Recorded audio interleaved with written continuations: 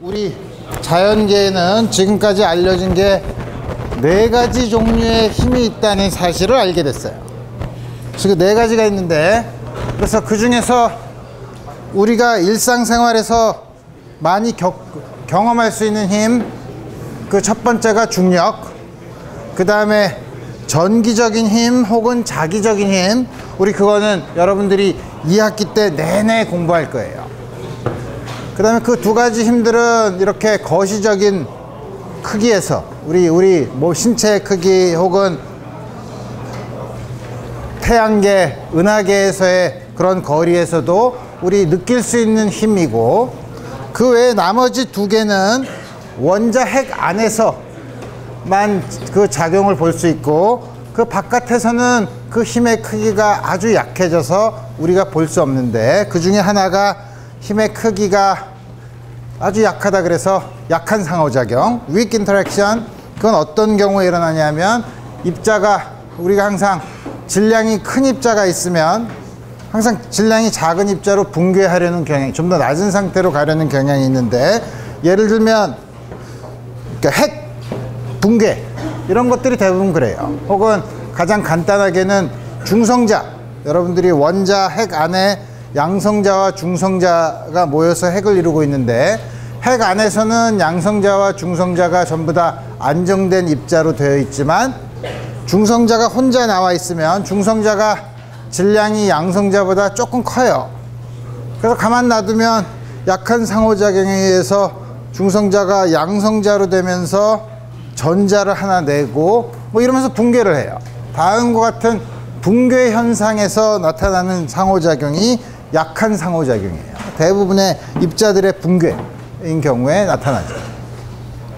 또 하나 강한 상호작용은 뭐냐면, 원자 핵 안에 보면 양성자랑 중성자가 여러 개가 아주 좁은 공간에 모여 있는데, 여러분들이 나중에 전기적인 힘을 배우겠죠. 물론 중고등학교 때 배웠지만, 전기적인 힘이 점전하인 경우에는 거리의 제곱에 반비례하는 힘이죠.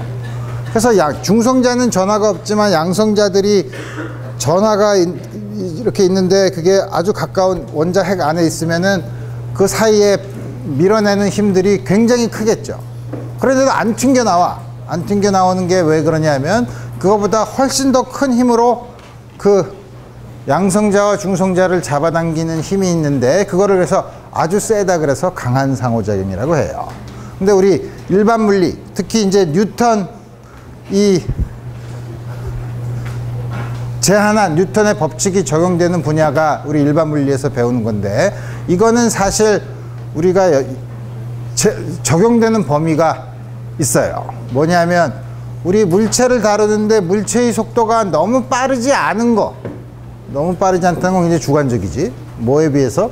빛의 속도에 비해서 아주 느린 입자, 우리 그런 걸 소위 비상대론적인 입자들이라고 하고, 그 다음에 물체의 크기가 우리가 뭐 아주 무한히 작다고 생각했지만, 원자 크기 정도 되면 뉴턴의 법칙이 맞질 않아요. 거기서는 소위 우리 양자역학이라는 걸 써야 돼요.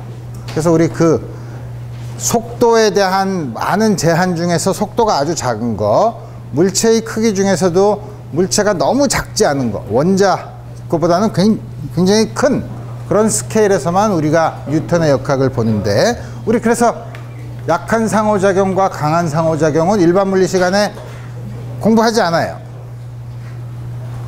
근데 내 전공은 그거야. 그래서 아이러니가 있긴 하지만, 그래서 우리 그 중에서 여러분들이 전기적 혹은 자기적 성질은 2학기, 1학기 내내 배우고, 그 다음에 우선 자연계에 나타나는 아주 기본적인 상호작용인 중력은 1학기에 이제 공부를 하기로 하겠다. 중력은 뭐냐면, 우리가 어떻게 번역하기도 하냐면 만유인력이라고도 하는데, 만유인력이라는 건, 만유라는 건 어디에나 있다는 뜻이고, 어디에나 질량만 있으면 질량이 있는 물체들은 항상 서로 잡아당긴다 이거예요. 이거는 법칙이기, 중력은 뭐냐면 우리가 관측한 사실이기 때문에, 우리 관측한 사실이 뭐였냐면, 점으로 포인트 파티클이에요. 점 입자가 1, 2가 있으면 항상 그 연결된 관측을 해보니까 연결된 선상으로 힘이 작용해. 힘이 어떻게 작용하냐면 서로 잡아당기는 방향으로 작용하고, 그 다음에 힘의 크기를 보니까 두 개의 질량의 곱에 비례하더라 이거예요. 두 개의 질량의 곱에 비례하고 반지름의 제곱에 반비례하더라 이거예요.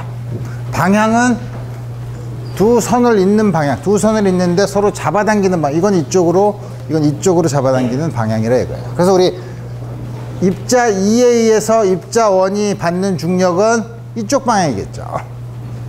물론 이제 전기에 가면은 질량은 항상 0보다 크지만 전하는 플러스 마이너스 두 개의 부호가 있기 때문에 잡아당기기도 하고 밀기도 하는데, 중력인 경우에는 항상 잡아당기기만 한다 이거예요. 그래서 잡아당기는 이 방향을 해서 유닛 벡터 r 햇이라고 쓰면, 벡터 노테이션을 쓰면 이렇게 r 햇 방향. 근데 비례한다고 하면은 우리가 정량적인 표현을 못하니까 앞에 있는 비례상수 g라고 써서 요거를 뉴턴의 상수라고 불러요. 뉴턴의 상수 g는 당연히 차원은, 단위는 어떻게 되나? 요거는 뉴턴, 질량의 제곱으로 나눠야 되고 거리의 제곱을 곱해야 되니까 뉴턴 제곱미터 킬로그램 제곱. 그래서 크기는 6.67 곱하기 10의 마이너스 11승이에요. 그 다음에 요거는 요 뉴턴이 힘 곱하기 질량 곱하기 가속도니까 여기다 질량을 하나 더 곱하면 질량이 하나 없어지고, 가속도는 미터 퍼 세컨드 스퀘어니까 요렇게 순전히 기본 단위로만 썼을 때는 다음과 같은 식으로 쓴다 이거. 그래서 다음과 같은 사실을 뭐 뉴턴뿐만 아니라 뭐 캐븐디시, 뭐 여러 물리학자들이 두 점으로 된 입자들 사이에 작용하는 힘은, 중력은 다음과 같은 형태로 주어진다는 사실을 알게 됐어요. 굉장히 흥분되죠. 이렇게 흥분되는데, 그래서 이제 뉴턴이 관심 있는 건 가만히 있어봐. 뉴턴의 사과 얘기가 아주 유명한 일화 중에 하나죠. 사과도 잘 떨어지는 게 이게 지구가 잡아당겨서 그런데, 가만히 있어 보자. 점으로 된 입자들 사이에서는 이게 이렇게 r제곱분의 1에다가 질량을 곱한 거가 됐는데, 사과랑 지구가 잡아당기는 건 지구가 크잖아. 우리 물론 멀리서 보면 점으로 보이지만 우리가 지금 지구 위에서 사과를 던지면 지구는 무지 크죠. 그럼 이렇게 무지 큰 건 점으로 된 입자가 아닌데, 그럼 이렇게 무지 큰 것과 사과 사이의 중력은 어떻게 계산하나? 이게 뉴턴의 가장 큰 고민거리였어요. 물론 사과랑 지구도 그렇지만, 예를 들면 태양과 지구, 태양에 비해서는 지구는 아주 작지만 태양은 크기가 꽤 무시할 수 없을 정도로 태양계에서는 크죠. 그러니까 그렇게 크기가 있는 물체가 다른 한 점에 작용하는 중력은 어떻게 계산하나, 어떻게 구하나, 이게 이제 뉴턴이 고민을 한 거죠. 그래서 물론 적당히 대충 생긴 거를 가지고 하면은 아주 좋겠지만, 우선 너무 복잡하니까 대부분 천체 물체는 동그랗게 생겼네. 그럼 동그란 공의 질량이 예를 들어서 뭐 균일하게 분포되어 있다든지 뭐 이런 경우에는 어떻게 할까? 그래서 뉴턴이 이거를 어떻게 풀까 고민하다가 잘게 잘라. 언제까지? 잘게 잘라진 부분이 점으로 보일 때까지. 그런 다음에 각각의 점이 다른, 우리가 관심 있는 그 한 점에 작용하는 중력을 다 합해. 물론 벡터로 합해야 되니까 굉장히 귀찮은 일이죠. 그렇지만 적당히 대칭성을 이용하면 잘 계산할 수 있는데, 지금은 대학교 교재에서도 나온 쉬운 계산이지만 그때는 그렇게 잘라서 해야 된다는 계산 방법을 전혀 모르고 있었어요. 그래서 이 사람이 만들었지. 만든 다음에 수백 년 동안 우리 한국에 있는 고등학생들도 대학에 오기 위해서 미적분을 공부하죠. 적분을 이것 때문에 만들었어요. 사실 이 큰 물체가 한 점에 작용하는 중력을 계산하려면 어떻게 할까? 이 큰 물체를 잘게 잘라서, 그러니까 여러분들이 수학 시간에, 고등학교 수학 시간에 들었던 구분구적법이라는 게 바로 이 아이디어예요. 잘게 잘라서 한 점으로 될 때까지 잘라. 그리고 그 점이 요거 사이에는 걸 만족한다고 하고 그걸 다 더해. 다 더하는 건 방법이 어렵겠지만 적당한 대칭성을 이용하면 쉽게 사실 여러분들한테도 보여줄 수는 있는데 한 20년 전에는 그 일반 물리책에 이 적분하는 방법이 나왔지만 어느 순간부터 사라지기 시작해서 지금은 없어졌지만 결과만 얘기하면 돼. 뭐 복잡하지 않아. 그래서 그 결과를 여러분들한테 얘기하면 지금 뉴턴의 쉘 티어렘, 쉘이라는 게 이렇게 동그란 구 모양으로 되어 있는데 속이 빈 거, 껍질만 있는 거. 껍질에서 껍질 정리라고도 해요. 쉘 티어렘.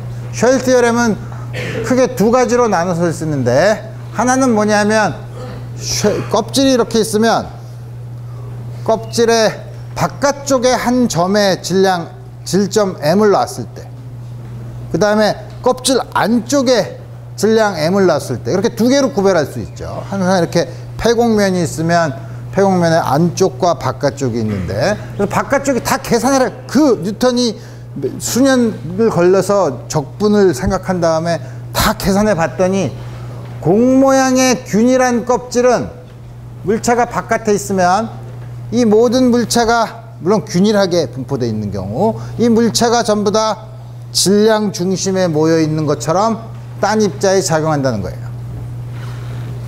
아주 좋죠. 아주 결과는 깨끗해.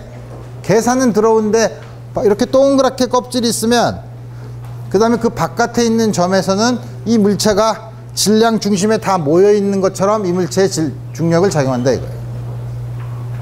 근데 태양은 껍질이 아니잖아. 그렇지. 그렇지만 잘 보면 태양이 껍질이 여러 개 있는 걸로 생각하면 되죠. 껍질이 여러 개 있는데 이게 들어가면서 질량이 다를 수도 있잖아. 물론 다를 수도 있지만 그 한 껍질에서는 균일하게 분포가 돼 있기만 하면 여기서 있는 질량이랑 여기서 있는 질량이 좀 다를 수는 있지만 한 껍질의 질량이 균일하게 분포되어 있으면 요 바깥에 있는 껍질이 중심에, 그 밑에 있는 껍질도 중심에. 그거 다 합해보면 껍질들을 다 합하면 이 모든 동그란 물체가 속이 꽉 찬 공이라고 해도 바깥에서 볼 때는 중심에 다 모여 있는 것처럼 외부에 중력을 작용한다 이거예요. 쉘 티어렘의 가장 외우기 쉬운 결과 중에 하나예요. 두 번째, 안쪽에 있으면 0이야. 중력이 왜 0이냐면 여기 있으면 여기에 작용하는 힘을 어떻게 계산하나? 그럼 잘게 나눠보지 뭐. 여기서 요걸 중심으로 아주 작은 이런 원뿔을 생각해 보면 여기 있는 물체랑 여기 있는 물체가 서로 작용하는 중력을 보면 이건 이쪽으로 잡아당기는데 너무 멀어. 이건 이쪽으로 잡아당기는데 너무 가까워. 그렇지만 가까우면 여기는 요 면적이 작죠. 여기 면적이 크죠. 그러니까 멀리 있는 건 질량은 큰데 거리는 길어. 요거는 거리는 가까운데 질량은 작아. 근데 어떻게 되죠? 여기 있는 면적은 뭐에 비례하냐면 반지름 R의 제곱에 비례하죠. 그렇죠? 그러니까 요 질량은 요 점에서부터 R만큼 떨어져 있으면 질량은 R제곱에 비례해요. 힘은 R제곱분의 1에 비례해요. 그래서 여기 M이 있다고 하면 요거에 의한 중력은 R제곱분의 요거의 질량 곱하기 이거의 질량인데 여기 R제곱에 비례하기 때문에 요건 상수야. R에 의존하지 않아. 그러니까 요거서 작용하는 중력이랑 여기서 작용하는 중력이랑 같다 이거예요. 그죠? 근데 서로 양쪽으로 잡아당기니까 상쇄돼. 근데 이 조그만 원뿔을 막 돌리면 전체가 다 커버가 되죠. 어떻게 되든 다 상쇄가 되죠. 이게 우리 여러분들한테 쉽게, 물론 정확하게 수식으로 증명할 수 있지만 물리적인 이 논의를 하면 다음과 같이 돼서 껍질 안에 있으면 중력이 전부 상쇄가 돼서 0이라 이거예요. 껍질 안에 있으면 상쇄가 되고 껍질 밖에 있으면 그게 전부 다 점에 모여 있는 거. 그러면 속이 꽉 찬 공인데 그러면 안에 욕이 있으면 어떡하나요? 중력이 어떻게 되나요? 그럼 전부 다 껍질로 나눠. 껍질로 나눠서 요 바깥에 있는 껍질들은 생각해보면 바깥에 있는 껍질들은 여기 그 껍질 안에 있는 점이니까 바깥에 있는 껍질들은 여기에 중력을 전혀 기여하지 않죠. 요거보다 안에 있는 것들은 전부 다 중심에 있죠. 그래서 요 꽉 차 있을 때 여기 있는 거는 요걸 중심으로 한 요 구 안에 있는 물체가 여기에 작용하는 중력만 계산하면 된다 이거예요.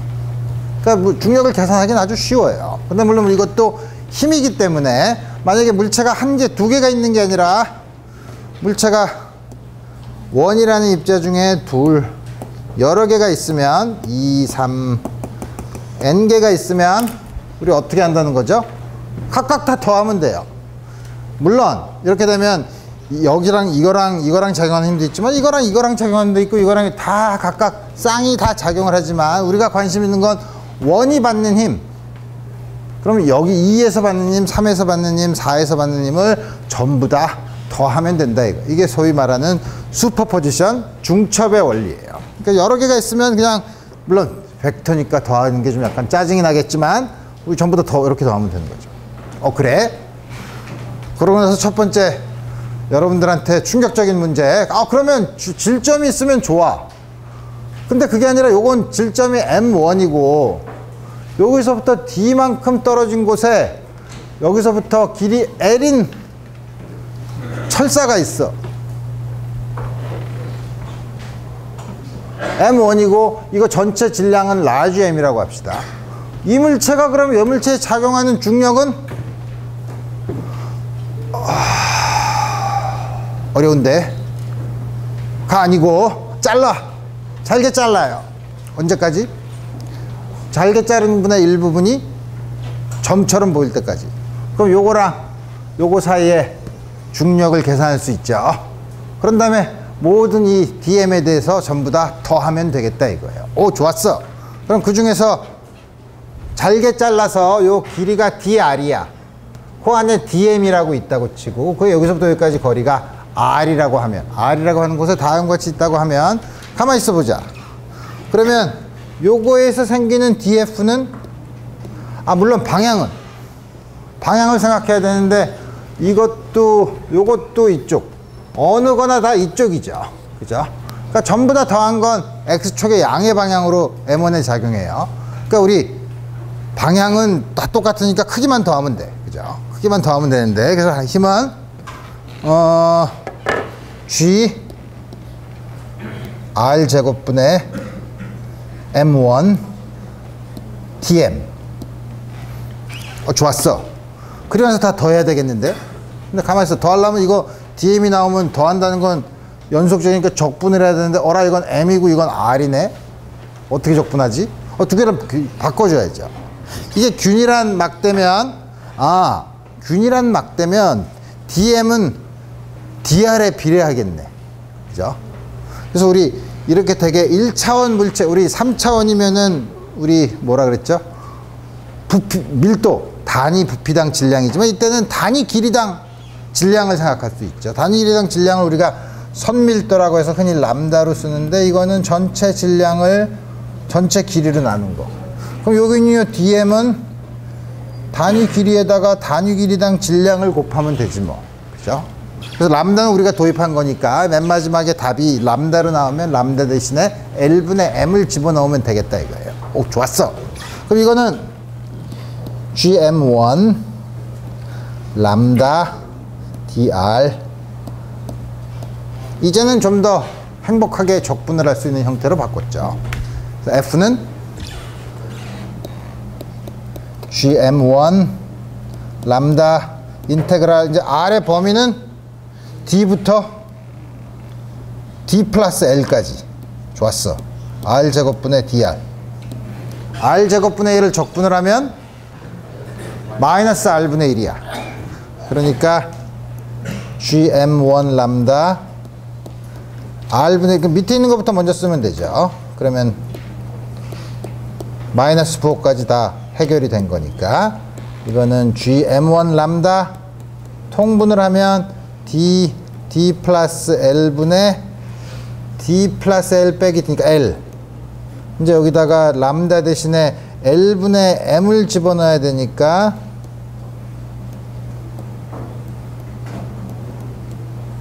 다음과 같이 주어지죠. 물론 이거를 확인해 볼 수 있는 좋은 방법은 L이 0으로 가면 점입자가 되죠. 포인트 파티클이 되죠. 그래서 L이 0으로 가는 극한을 취하면 D제곱분의 GM1M 우리가 잘 아는 포인트 파티클 사이에 중력으로 잘 가더라고요. 오! 그렇게 안 어려운데? 좋았어. 씨. 이게 더 있잖아. 나 괜히.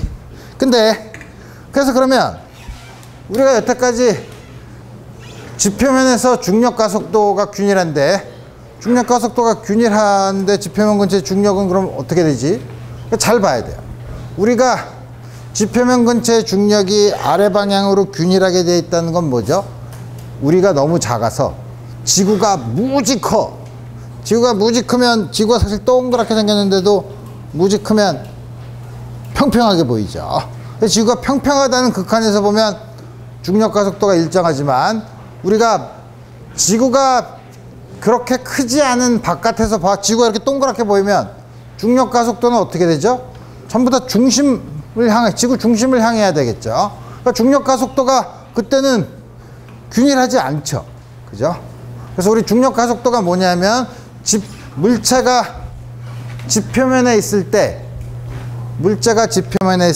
그 물체가 지구가 잡아당기는 힘의 단위 질량당 힘이 바로 중력 가속도가 되겠다 이거예요. 그래서 보면 중력이 r제곱분의 gmm인데 요 r이 지구 반지름일 경우 지구 반지름이 얼마더라? 6,000 얼마더라? 지구 반지름이 얼마지? 6,400km인가? 대략 그렇죠.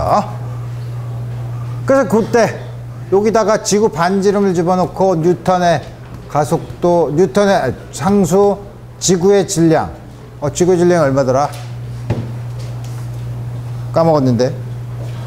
책 뒤에 보면 프로겠다. 다 집어넣으면 이게 얼마가 나오는지 여러분들이 한번 계산해 보는 것도 아주 재밌는 방법 중에 하나예요. 그래서 대략 그래서 9.8이 나오고. 근데 지금 알다시피 요 반지름이 굉장히 크면 지금 근데 예를 들어서 여기 이렇게 있다. 여기 R이야. 근데 여기 바로 위에 이렇게 요만큼 H만큼 있으면 조금 더 올라가 있으면 그럼 그때 중력 가속도는 어떻게 되냐면 R 플러스 H의 제곱이야. 근데 H가 R보다 무지 작으면 이거는 R 제곱으로 끄집어내면 1 플러스 R분의 H의 제곱이야.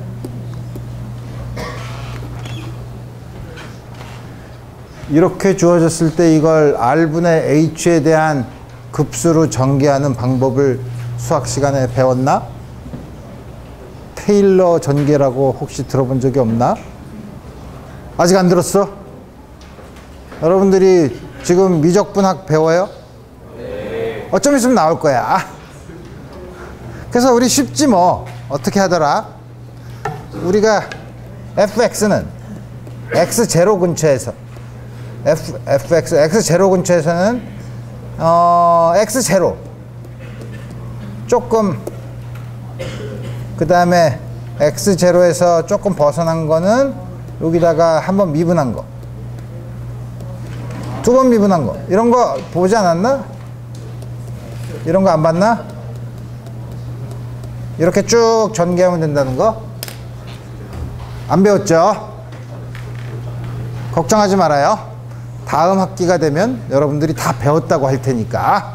우리 다음 거 했으면 요거가 작으면 대략 R 제곱분의 GM 1 마이너스 R분의 2H 요 정도로 바뀌어요. 그래서 올라갈수록 조금씩 작아지죠. 물론 당연히 요 밑에 게 커지니까 작아지죠. 그래서 보면 요 해수면에서는 9.83, 에버레스트가 8.8, 점점 올라갈수록 R제곱분의 1로 다음과 같이 감소하는 걸 알 수 있죠. 근데 지구가 가만히 동그랗게 정지해 있으면은 그 다음에 이게 정말 균일하게 분포되어 있으면 지금과 같은 중력 가속도가 어디서나 다 요 값을 가지겠지만 실제로는 지구 위에서는 이거보다 훨씬 복잡해서 지표면에서의 가속도가 다 달라. 다른 이유가 첫 번째는 뭐냐면 지구가 균일하지 않다는 건 뭐냐면 사실 균일한 거는 전부 다 그것도 있지만 뭐냐면 아까 우리 껍질 정리를 할 때 뭐냐면 반지름이 R인 곳에서의 이게 균일하기만 하면 되죠. 그러니까 다시 말하면 방향에 의존하지 않고 밀도가 R의 함수이기만, 크기 R, 반지름 R에만 함수이기만 하면 사실은 소위 물체를 이렇게 회전시켜도, 중심에 대해서 회전시켜도 물체가 변하지 않죠. 그러니까 회전에 대한 대칭성이 있어요. 회전에 대한 대칭성이 있을 때 회전에 대한 대칭성이 있는 물질의 분포를 우리가 뭐라 그러냐면 아이소트로픽하다고 해요. 말은 굉장히 어려워. 우리나라 말로는 등방성, 방향에 따라서 다 똑같아 보이는, 다 등방성. 그래서 우리 아이소트로픽 하면, 다시 말하면 이렇게 물체를 회전해도 물체가 안에 질량 분포가 변하지 않으면, 그러면 다음 같은데 사실 지구는 그렇지 않아요. 그렇지 않은 효과가 있고, 또 하나는 지구가 이렇게 빙빙 도니까 이게 동그란 게 아니라 축을 중심으로 도니까 이제 바깥으로 자꾸 밀려나. 그래서 적도 부분의 반지름이 조금 더 커요. 저 중심에서 북극이나 남극까지의 길이보다 적도 방향이 조금 더 커요. 왜냐면 이게 딱딱한 광채가 아니라 그 안에는 뭐 멘틀이니 뭐 이렇게 돼서 그래서 그렇게 밀려나서. 그래서 뭐냐면 요 반지름이 북극이냐 적도냐에 따라서 달라지기 때문에도 달라지고, 그 다음에 또 하나는 지구가 자전을 해. 원운동을 하죠. 원운동을 하면 어떻게 되나? 구심력이 중력인데 지구가 자전하고 있으면 문제가 또 있어요. 자전하는 건 우리 좀 이따가 그 효과를 살펴보도록 합시다. 그래서 항상 일정하지는 않아요. 물론 우리가 여기랑 여기서부터 1km 떨어진 곳, 이렇게 가까운 곳에서는 중력 가속도가 거의 일정하지만, 우리 그렇다면 지구가 자전할 경우, 그래서 보면 이거 아주 재밌는 것, 지구가 여기가 북극이야. 이렇게 도는데 지구가 이렇게 도는, 북극에서 이렇게 내려보면 지구가 도는데 적도에다가 다음과 같이 저울을 올려놓고 이렇게 돌면 원운동을 하죠. 그죠? 원운동을 하면 어떻게 돼? 요거에 물체에 작용하는 힘은 중력. 그 다음에 요 물체에 작용하는 게 뭐냐면 중력이 있고 밑에가 받쳐 올리는 수직 항력이 있죠. 그 수직 항력이 무게예요. 그죠? 수직 항력. 그러고 나서 그 차이로 어떻게 되죠? 원운동을 하는 이 구심 가속도가 생기는 거죠. 그래서 지금 보면 이거에서 이걸 뺀 게 구심력이야. mr 오메가 제곱. r은 지구의 반지름, 요거는 오메가는 지구에 자전하는 각속도, fn은 이게 바로 내가 얘기했던 수직항, 저울을 눌렀을 때 저울의 수직항력이, 저울이 읽는 게 바로 수직항력의 크기를 읽는 게 저울이죠. 그래서 우리 같이 떨어지면서 저울을 발에다 얹고 둘이 같이 뛰어내리면 저울에 수직항력이 없으니까 무게가 없죠. 이걸 집어넣으면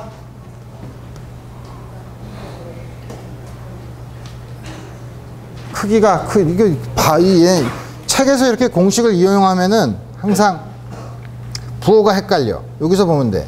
MAG는 맞는데 빼기 F는 AG는 맞지. G는 그래서 여기서 AG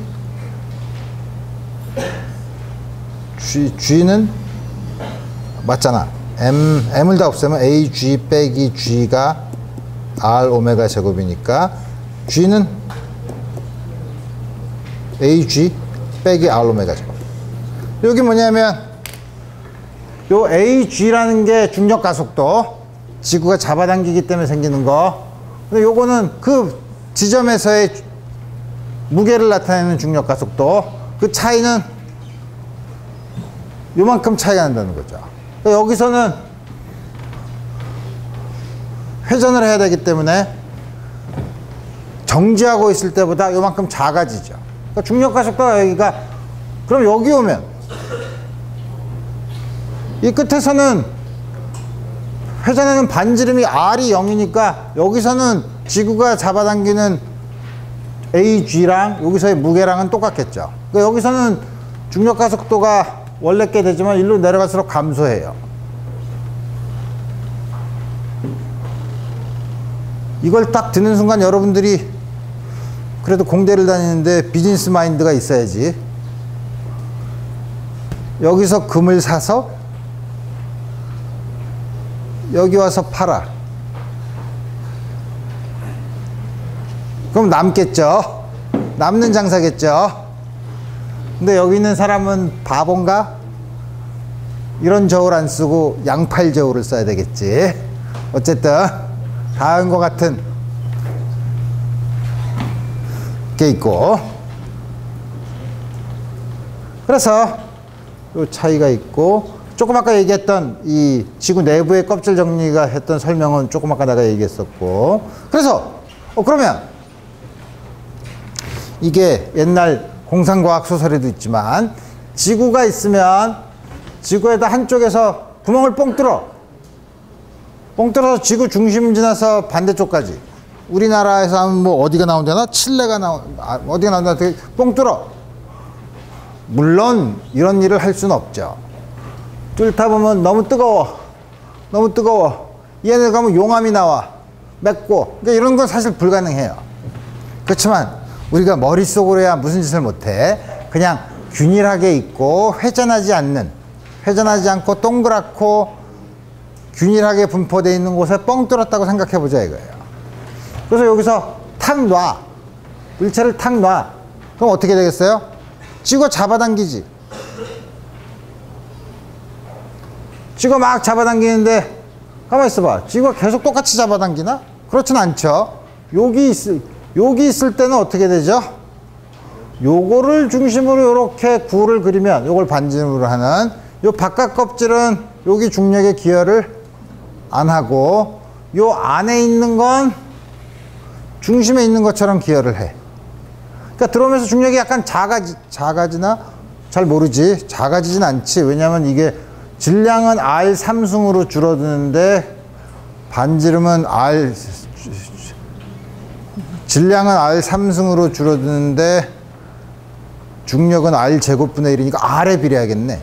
그래서 어쨌든 이렇게 보면 중력은, 그래서 여기서 전체가 지구 반지름이 라지 R인데 여기서 반지름이 스몰 r인 곳에 와 있을 때 이 물체 M에 작용하는 힘은 뉴턴의 법칙과 껍질 정리하면 R제곱분의 GM, 이 물체 GM, 그 다음에 뭐냐면 요 안에 있는 거, 반지름 R 안에 있는 질량이 중심에 있는 것처럼 작용한다 그랬죠. 요 바깥에 있는 건 껍질, 요게 그 껍질 안쪽에 있기 때문에 전혀 중력에 기여를 하지 않죠. 요게 된다. 이 안에 있는 거는, 이게 글자를 잘못 썼어. 밀도가 균일하다고 했으니까 당연히 안에 있는 건 밀도에다가 안에 있는 부피를 곱하면 되죠. 3분의 4 파이 R 3승. 힘은 항상 여기 있으면 R은 이쪽 방향이면 R에 잡아당기는 방향이 반대 방향으로 3분의 4 파이 R 3승의 R 마이너스 GM 로 R, 이렇게 주어지죠. 이 앞에 있는 게 상수예요. 마이너스 KR이에요. 이거 어디서 많이 본 힘이죠? 용수철이야. 후크의 법칙이랑 똑같이 생겼죠? R에 비례하고 방향이 반대예요. 그럼 어떻게 돼요? 여기다 딱 넣으면 용수철 이렇게 진동하지 뭐. 그죠? 나중에 요 다음 챕터에서 여러분이 진동을 배우면 이때 진동 한 번 왔다 갔다 하는데 걸리는 시간은 뭐 이런 것도 물어봐요. 그렇지만 지금 우리 그건 생각하지 않고 용수철이니까 당연히 이 안에 놔두면 이렇게 진동을 계속 할 거라는 거는 우리 알 수 있죠. 용수철에 매달린 저 질량처럼. 오케이. 어디 갔어? 그래서 우리가 뭐냐면 중력은 보존력이라는 사실은 우리가 알아. 보존력이라는 걸 아니까 보존력인 경우에는 우리가 항상 포텐셜 에너지를 쓸 수 있다 이거예요. 그래서 중력의 포텐셜 에너지를 계산해 보자는 거예요. 중력의 포텐셜 에너지를 어떻게 계산하나? 여기서부터 있는데 물론 지구가 있으면 요점 P에서의 지구 우선 지구 바깥에 있는 것부터 생각해 봅시다. 이 안쪽에 있는 것은 나중에 생각하고. 이게 P야. 이거가 그 다음에 우리 무한대인 곳을 기준점으로 잡으면 여기서부터 이거를 무한대까지 가져가.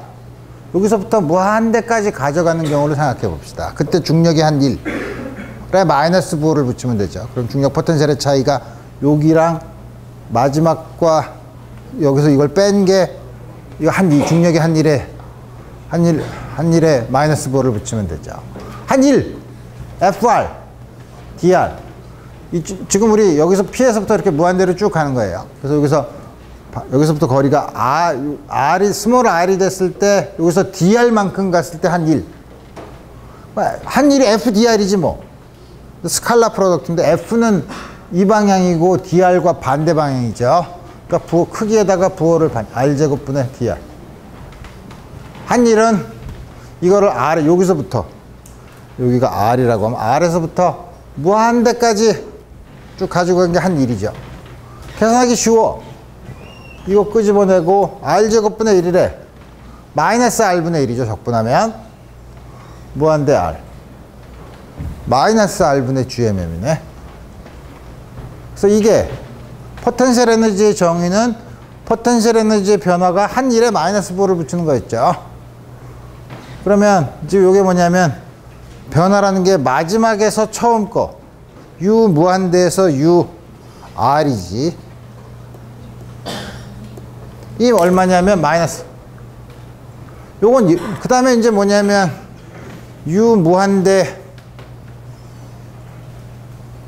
기준점으로 해서 0으로 잡으면 무한대를 기준점으로 0으로 잡는다는 건 이게 R이 무한대로 가면 0이 되니까 0이 잡으면 U가 W야.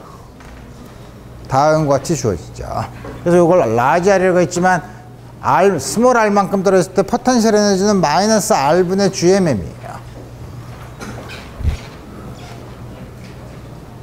그럼 우리 당연히 힘도 계산할 수 있죠. 이걸 가지고 있으면 힘을 계산할 수 있어요. 이게 만약에 그냥 R분의 GMM이라고 힘은 어떻게 계산하더라? R 방향의 힘은 마이너스 다음과 같은 걸로 계산하면 되지 뭐. 그럼 여기다 마이너스를 붙이면 플러스 R분의 1을 미분하면 마이너스 R제곱분의 이 마이너스라는 건 R이 늘어날 때 R이 늘어나는 거에 반대 방향으로 주어진다는 거죠. 그래서 포텐셜 에너지랑 힘은 다음과 같이 구할 수 있어요. 자, 그러면 입자가 2개 있는 경우엔 그렇고 3개 있으면 3개 있을 경우에 다음과 같은 경우에 포텐셜 에너지를 어떻게 구하나? 어떻게 구하긴 우리가 소위 말하는 항상 중첩이 가능하니까 중첩이 가능하다는 건 뭐냐면 3개가 있지만 하나도 없어. 하나도 없는데 질량 M1짜리를 이렇게 쑥 가져와요. 하나도 없는데 질량 M1짜리를 가져와. 이거 하는데 일이 필요한가? 중력이 작용하지 않잖아. 하나밖에 없는데 뭔가 딴 데서 잡아당겼는데 다른 말로 하면 여기에 M1이 있는데 관측자가 이렇게 바깥 와서 좌표 쪽을 적당히 잡아서 M1이 여기 있게 만든 거예요. M1을 여기 있게 만들어. M1을 가지고 와. 그 다음에 뭐냐면 두 번째 입자를 가지고 와. 무한대에서부터. 우리 무한대를 기준점으로 했으니까. 무한대에서 여기까지 쑥 가지고 와서 여기까지 딱 왔어요. 그럼 어떻게 돼요? 그 사이에 이걸 잡아당기죠. 그러면 우리 조금 아까 한 것처럼 이게 있을 때 여기까지 왔을 때 포텐셜이 얼마냐면 마이너스 이렇게 주어지죠. 됐어. 그럼 두 개 있을 때는 그 두 개 있는 게 에너지가 이렇게 돼요. 그 다음에 세 번째 걸 무한히 멀리서 딱 가져와. 어라. 이게 중력을 작용하고 이게 중력을 작용하죠. 근데 중력은 서로 중첩이 되죠. 그러니까 이거에서 주는 포텐셜 이게 거리가 R13, 마지막에 거리가 R13가 되면 R13. 어라, 이게 갑자기 왜 대문자가 됐나? M1. 그 다음에 이게 또 잡아당기지. 가자. 다음과 같이. 만약에 여기다가 네 번째 걸 가져오면 어떡하죠? 요거에서 작용하는 포텐셜 에너지. 요거랑 포텐셜 에너지. 이걸 다 더하면 되겠다. 다시 말하면 주어져 있는 쌍끼리 계속 더한 포텐셜 에너지를 더하면 되겠다. 이게 소위 말하는 역시 중첩의 원리고, 우리가 잘 아는 것처럼 보존력이기 때문에 경로에 무관해요. 왜 경로에 무관하냐면 지구가 있는데 여기서부터 여기랑 여기에 포텐셜 에너지는 우리가 지금 뭐처럼 중력 방향으로 가는 거, 이 수직으로 이거 반지름 R로 가는 거, 이렇게 이무의 경로를 따라서 간다고 하면 어떻게 되죠? 요거 갈 때만 중력이 일을 해. 요거는 중력과 움직이는 방향의 수직이죠. 이때는 일을 안 해. 이렇게 가고 이때는 일을 안 해. 요 방향만 갈 때 요 방향에 이것만 일을 하니까 경로에 어떤 경로로 가더라도 이거를 항상 반지름 방향, 그거의 수직인 방향, 이걸로 잘게 나누어서 할 수 있어요. 여기서부터 여기까지 갈 때 요거를 전부 다 합한 요거는 언제나 일이 같기 때문에 경로에 상관없이 갈 수 있기 때문에 우리 보존력이라고 하는 거죠. 좋았어. 그러면 조금 아까 본 것처럼 포텐셜 에너지와 힘 사이는 이거 조금 아까 한 거네. 다음과 같이 됐어요. 그러면 보존력이 있으면 당연히 역학적 에너지를 정의할 수 있고, 역학적 에너지는 보존되죠. 그래서 역학적 에너지는 운동 에너지 플러스 포텐셜 에너지야.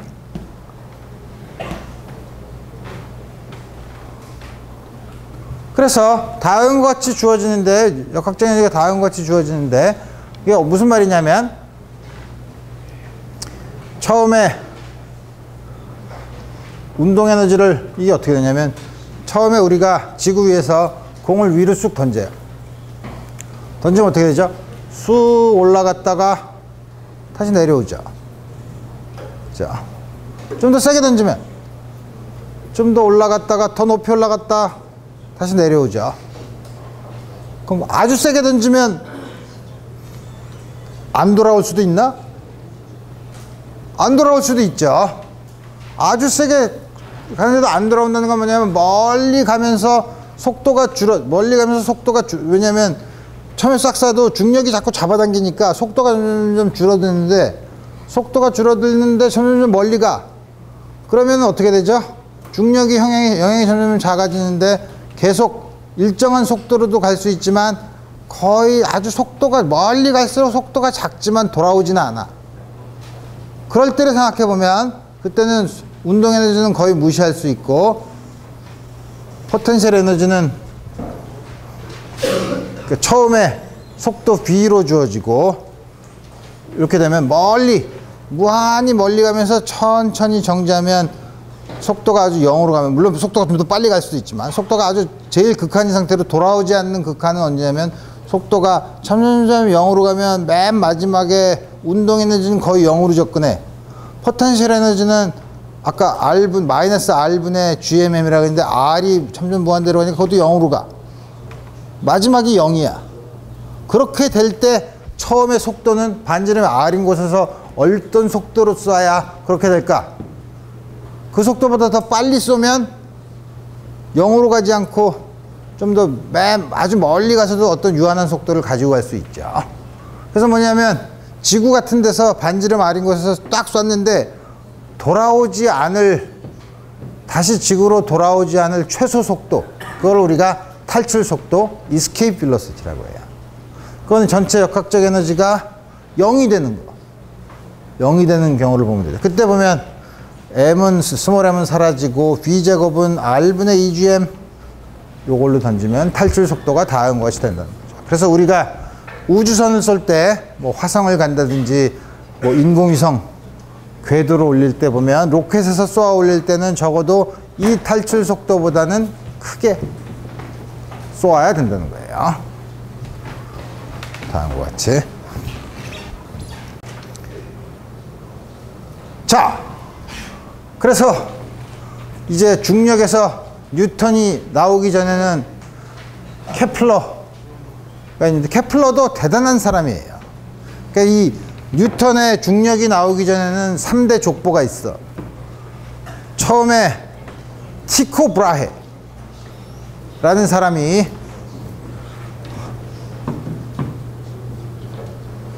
할 일이 없어서 하늘을 봤어. 그래서 하늘의 모든 행성과 별들의 위치를 매일매일 규칙, 뭐 예배 끝나고 예배 시작하기 전에 쟀나? 승려였으니까 저 교회 지금 목사라고 하면 승려, 맨날 똑같이 쟀어. 그래서 무지 많이 데이터를 많이 쌓아놨어요. 그러니까 그때는 컴퓨터가 없으니까 다 종이에 적어놨지. 그 종이가 그 제자가 케플러예요. 케플러가 딱 가서 야, 아 더럽다. 이걸로 우리 추운데 불이나 쬐자 하고 태웠으면 이런 일이 벌어지지 않겠지만 이 케플러가 이 많은 데이터를 가지고 어떤 규칙성을 찾자. 요새 같으면 머신러닝을 했을 거야. 그때는 그걸 못했죠. 그걸 손으로 했죠. 요새는 데이터. 요새 그래서 이런 일을 지금도 천체 물리를 하는 사람들은 이 짓을 많이 해요. 많은 관측 데이터를 가지고 케플러처럼 그 안에 규칙성이 어떻게 있는가. 근데 케플러처럼 무식하게 하나하나 다 이렇게 하지 않고 이제는 컴퓨터로 머신러닝 아주 좋은 그 응용할 수 있는 분야죠. 그래서 해봤더니 케플러가 자기 스승이 모아놓은 데이터를 잘 정리했더니 물론 정리하는데도 시간이 무지 많이 걸렸죠. 그래서 딱 하면서 아, 내가 규칙을 찾았어. 규칙이 3개야. 첫 번째는 모든 태양 주위의 행성을 보니까 행성의 궤도가 태양을 한 초점으로 하는 타원을 돈대. 물론 원은 특별한 경우죠. 원은 두 초점이 이렇게 일치하는. 케플러가 그래서 3개의 규칙, 그래서 케플러의 법칙이 3가지라고 하나 다음 같이 되고 두 번째, 세 번째도 있지만 하나씩 봅시다. 오, 이렇게 타원 궤도를 돈대. 그 다음에 뉴턴이 둘 사이의 질점 사이에 작용하는 힘은 R제곱분의 1에 비례하고 질량의 곱에 비례한다는 사실을 알고 이렇게 큰 별이 있어도 껍질 정리, 쉘 티어렘을 이용하면 다 중심에서 한 점이 있는 걸로 작용하면 이 모든 케플러의 법칙을 뉴턴의 아까 그 중력 법칙 그거 하나로 다 설명할 수 있었어요. 그러니까 되게 이제 과학의 발전이라는 게 아주 옛날 고전 물리학의 발전 과정을 이 과정에서 우리 잘 볼 수 있는데 방대한 양의 자료 수집, 규칙성 찾기, 그 규칙을 설명할 수 있는 원칙적인 근본적인 이론 찾기, 이거의 아주 성공적인 예가 바로 다음과 같은 거죠. 그래서 우리 요 다음번 우선 케플러의 법칙을 먼저 설명하고 뉴턴의 만유인력 법칙을 쓰면 어떻게 이걸 다 설명할 수 있는가를 나중에 보이겠다 이거예요. 그래서 우리 케플러의 첫 번째 궤도 법칙, 타원 궤도를 돈데, 타원 고등학교 때 배웠을 때 타원이 좀 더러웠는데 그때 타원은 일반적으로 타원의 식이 a제곱분의 x제곱 더하기 b제곱분의 y제곱은 1, 타원의 면적은 파이 ab. 뭐 대가 이런 거 이제 알죠. 그래서 이제 타원을 볼 수 있는데 우리가 흔히 하는 게 뭐냐면 한 초점에 태양이 있고 이렇게 타원이 있대. 그래서 우리 앞으로 지구가 이렇게 도는데 태양의 질량을 large m, 지구의 질량을 small m, 거리를 r, 그 다음에 초점과 초점을 잇은 걸 x축이라고 했을 때 그것과 이루는 각도를 세타라고 해서 요거를 물체를 기술할 테고, 그럼 어떻게 되냐면 아까처럼 a제곱분의 x제곱 더하기 b제곱분의 y제곱 해서 이거 a 이거를 긴 반지름, 장반경 뭐 여러 가지로 얘기하죠. 이걸 a가 이렇게 다음과 같이 주어집니다. 장반경이 주어지면 그 다음에 물론 타원의식에서는 이걸 쓰지만 이거를 기술하는 방법 중에 또 하나는 뭐냐면 초점과 이 타원의 중심 사이의 거리 이거를 결정할 수도 있어요. 이게 a의 몇 배냐, 그래서 몇 배냐는 그 비례 상수를 2라고 놓고 2를 20률이라고 해요. 영어로는 복잡해. eccentricity야. 원래 이 형용사가 eccentric하다 그러면 약간 좀 이상한 걸 eccentric하다고 하죠. 그래서 이상하다는 건 타원이 이상할 리는 없지만 동그란 원에서부터 얼만큼 벗어나느냐 하는 벗어나는 정도가 eccentric하다는 거죠. eccentricity가 있어서. 그래서 뭐냐면 2가 0이면 어떻게 되나? 2가 0이면 아주 동그란 원이 되는 거예요. 그 다음에 2가 커지면 커질수록 뭐냐면 점점 찌그러지는. 그래서 지금 이 그림은 eccentricity 20률이 0.7인 경우, 7,4인 경우, 그러니까 꽤 큰 경우니까 굉장히 찌그러져 보이죠. 지구도 태양 주위를 도는데 그때 20률은 지구는 0.0167이에요. 그러니까 거의 원에 가깝죠. 자, 다음과 같이 주어지는데, 그래서 우리 이 타원을 기술할 때는 장반경 20률 2 다음과 같이 있고, 그 다음에 또 뭐가 있냐면 지구가 있으면 태양이 있으면 태양 주위를 이렇게 돌다 보면 태양에 제일 가까운 점, 태양에서 제일 먼 점, 여기 있으면 제일 춥겠네. 아니죠. 자전축이 여기 기울어져 있어요. 북반구에서는 여기가 여름이에요. 이거 약간 달라. 어쨌든 왜냐하면 이렇게 가깝지 않기 때문에. 그래서 보면 가까운 과장되게 그래서 여기를 그래서 태양에 무지 가까운 점이니까 가까울 근일점, 멀 원일점. 그래서 근일점 사이의 거리를 RP 파라헬리온, 영어로는 굉장히 어려우니까 에페이헬리온, 이것도 RA, RP. 물론 RA에다가 RP를 더하면 A의 2배가 되겠죠. 그러니까 다음과 같은 관계가 있다. 그러면 이 순간은 타원 운동을 하지만 타원 운동을 하니까 귀찮나? 원 운동을 할 때를 볼까? 원 운동을 할 때는 원 운동을 하면 구심력. 원 운동은 구심력이 이거는 뭐에서 주나? 중력이 주죠, 뭐. 구심력은 중력이 주죠. 그래서 양변에 R을 곱하면 이게 R분의 1, 2분의 1 곱하면 어라. 이거 어디서 많이 본 양인데? 요거에 마이너스 4를 보면 포텐셜 에너지네. 그렇죠? 그래서 원 운동을 할 때 이거의 역학적 에너지는 요거에다가 마이너스 R분의 GMM을 하면 다음과 같이 역학적 에너지는 항상 음수예요. 어떻게 에너지가 음수가 될 수 있나요? 걱정하지 마. 기준점을 어디서 잡았냐가 문제인데 무한히 멀리 떨어져 있을 때가 포텐셜의 기준을 0으로 잡아서 그래요.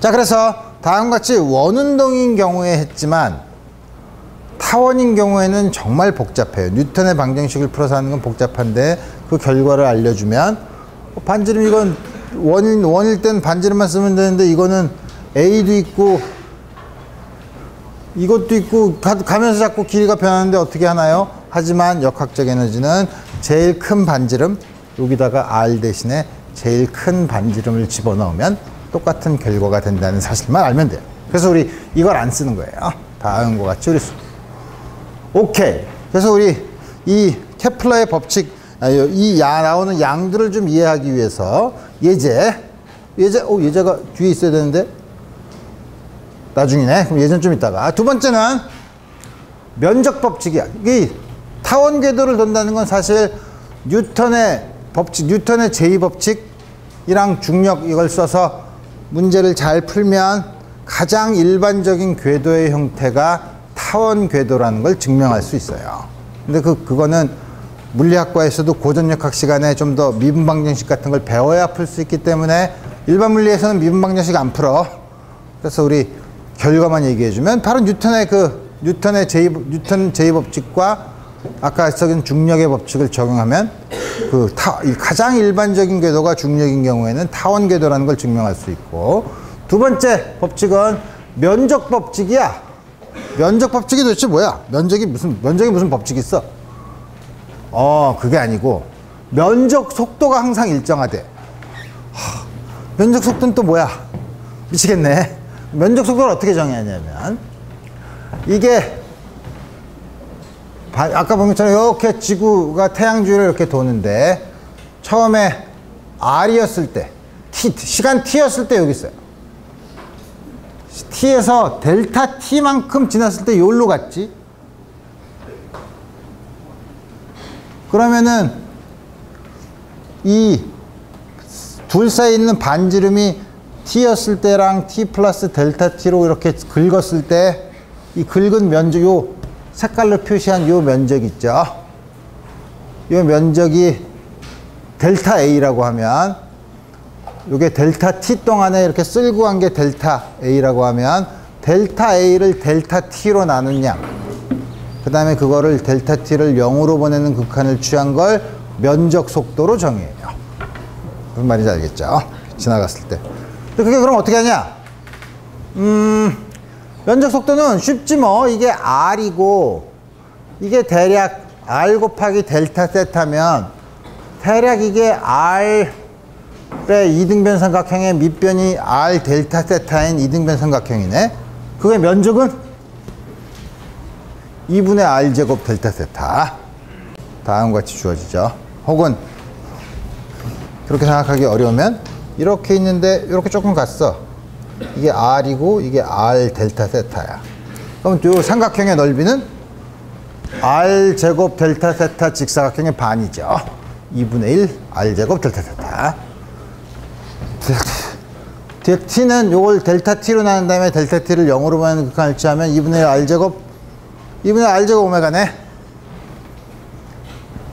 잠깐만 있어봐. 이게 어디서 많이 본 건데? 그럼 여기서 각운동량을 보면 P는 항상 원의 접선으로 가니까 이거는 태양을 향한 거, 그거의 수직인 거로 항상 나눠서 쓸 수 있는데, 태양을 중심으로 한 각운동량은 R 크로스 P야. 그러니까 R 곱하기 이거야. 도는 건 이쪽이죠. R 곱하기 M V 수직인 성분.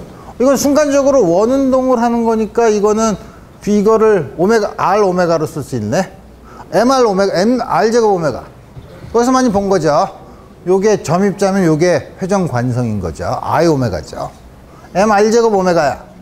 어라, R 제곱 오메가는 똑같네. 그럼 L에다가 EM으로 나누면 이거 되죠. 그러니까 면적 속도를 보니까 태양을 중심으로 한 지구의 각운동량에 비례한다 이거예요. 비례상수는 2n분의 1이에요. 이 시스템에 작용하는 토크는 0이죠. 없죠. 따라서 각운동량이 보존되죠. 이게 보존돼. 일정하다는 뜻이죠. 그러니까 면적 속도가 일정하죠. 그래서 각운동량이 보존된다는 거를 케플러가 아주 어렵게 얘기한 거예요. 면적 속도가 일정하다는 거. 역시 뉴턴의 역학을 쓰면 각운동량이 보존된다는 사실을 케플러는 면적 속도가 일정하다는 걸로 얘기를 했다 이거예요. 케플러 법칙의 세 번째, 첫 번째는 태양 주위에 도는 행성 항상 태양을 한 초점으로 하는 타원 궤도를 도는 거고, 두 번째는 면적 속도가 일정하다는 거고, 세 번째가 주기 법칙이에요. 주기는 만약에 이렇게 봤더니 이거 또 내가 잘못 썼네. 그러니까 이거를 케플러가 티코 브라의 데이터를 보고 이걸 어떻게 다 계산했을지 지금 와서 생각하면 정말 하기 싫죠. 그래 보니까 도는 거의 주기를 봤더니 이거 어떡하지? 주기의 제곱이 장방정의 3승에 비례한다는 사실을 알았어. 모든 행성들을 그러니까 하려면 어떻게 했어? 모든 행성들의 궤도를 봐서 타원을 그린 다음에 장방경을 결정하고 이게 한 바퀴 도는데 얼마나 걸리나를 다 계산했을 거 아니야. 그러고 나서 이게 가만히 있어보자. T랑 A가 비례하나? 아닌데 T랑 A제곱이 비례하나?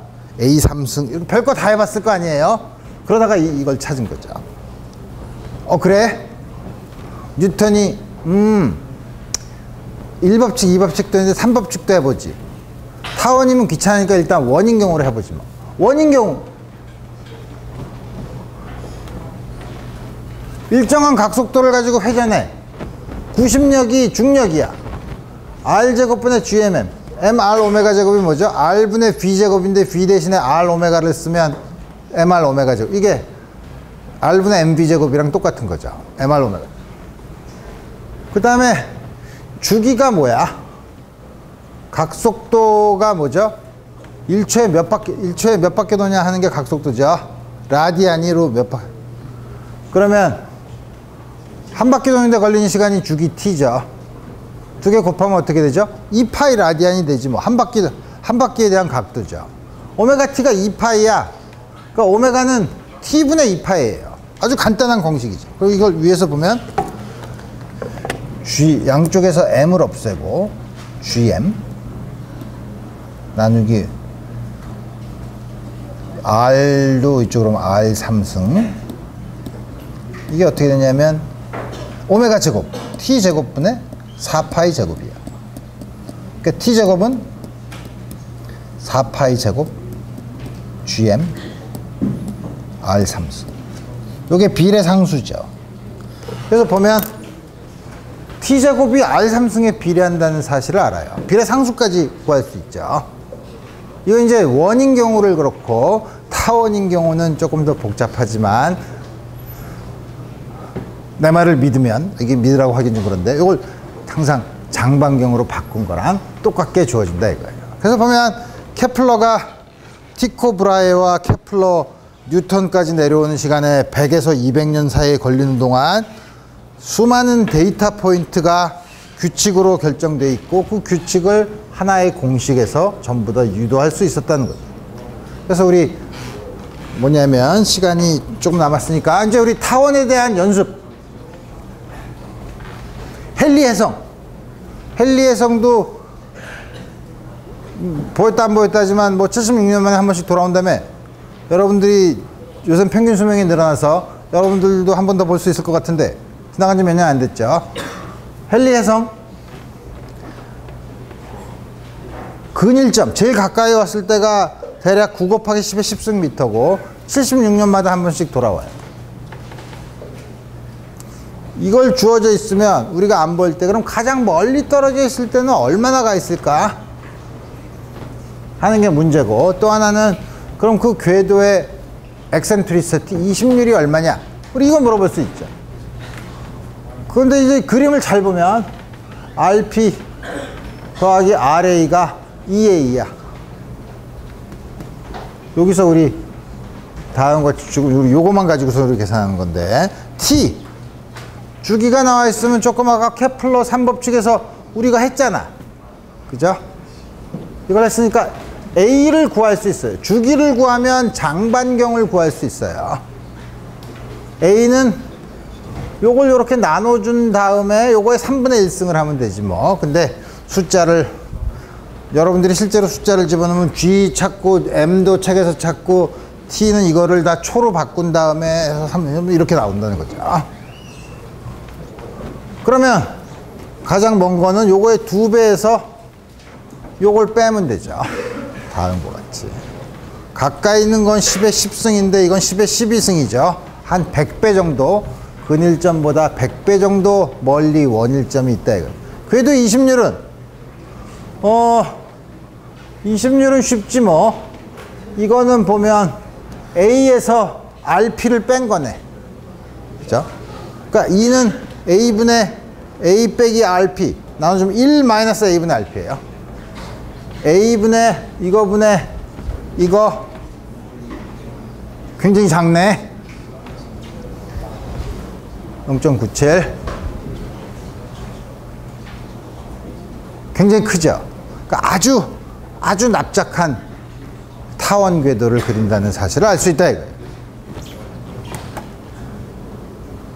그래서 요거 하나만, 요 슬라이드만 보고 이제 강의를 끝날 텐데, 궤도 에너지를 보면 우리 포텐셜 에너지가 있으면 항상 그림을 그려봤죠. 포텐셜 에너지를 그리면 마이너스 R분의 GMM이래. 아까 우리 중력과 구심력이 같다 그래서 이거는 요거야. 두 개를 더하면 역학적 에너지는 원운동인 경우에는 K와 K에다가 이거에 반의 마이너스 부를 붙이면 되죠. 다음과 같이 되고 U는 요거예요. 다음과 같이 주어지죠. 그래서 뭐냐면 에너지도 그 R에 대한 함수인데, 이게 긴 타원인 경우에는 여러 가지 복잡하지만 이걸 어떻게 해야 되지만 여러분들한테 알려주는 레시피는 R, 원운동에서의 R 대신에 항상 장반경을 집어넣으면 돼요. 우리 다음과 같이 포텐셜 에너지, 운동 에너지 두 개를 더하니까 전체 역학적 에너지는 운동 에너지에 마이너스 부를 붙인 거예요. 음수라는 뜻이죠. 음수라는 뜻이 이게 뭐냐면 다음과 같이 우리 포텐셜, 우리 관심 있는 건 포텐셜 에너지가 있으면, 우리가 주어진 에너지가 있으면 이건 원운동을 할 때 에너지고, 그냥 밖에서 이렇게 쏘는 원운동이 아니라 직선 운동을 해서 들어올 때는 우리 어떻게 운동하는지 알죠. 지금 이거는 원운동을 할 때 역학적 에너지가 R에 대한 함수로 다음과 같이 주어진다는 사실을 볼 수 있다 이거예요. 다음 시간에는 중력에 대한 여러 가지 문제를 살펴보고, 그 다음에 좀 더 아주 다른 진동에 대해서 살펴보도록 하겠습니다. 오늘 여기까지.